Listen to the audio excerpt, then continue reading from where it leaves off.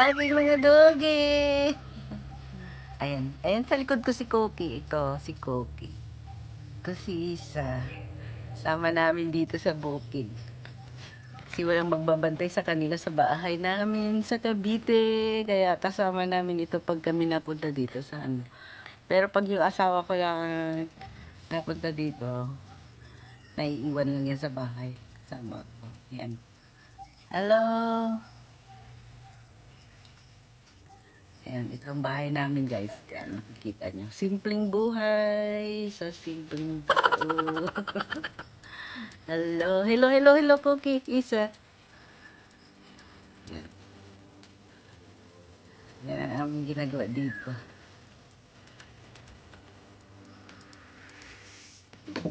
Ayan, naglalaro sila, oh. Ay! Cookie, oh! Ay!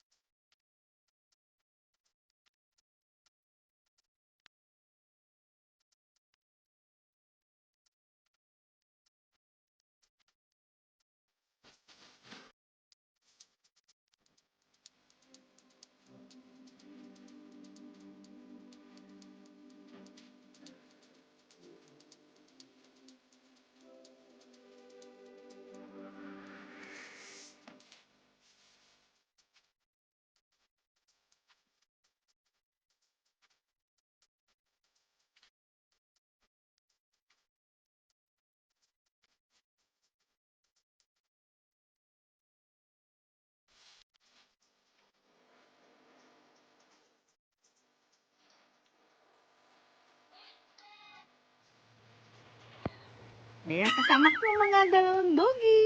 Ayan, magbibideo kami. Hello, guys.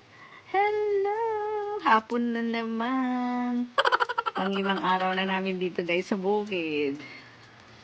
Sa isang araw pa kami uuwi. Kasi madami pang iintay na bunga na mahihinog.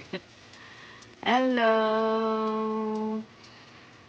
This is Yesa and Cookie, our pet doggy, our fur babies. Hindi pa namin kasama ang pusa. Meron kaming bagong pet na pusa, si Gray. Yan, di ba mga doggy? Hindi natin kasama ang inyong favorite na dog na our favorite na cat. Di ba? Hello, hello, hello.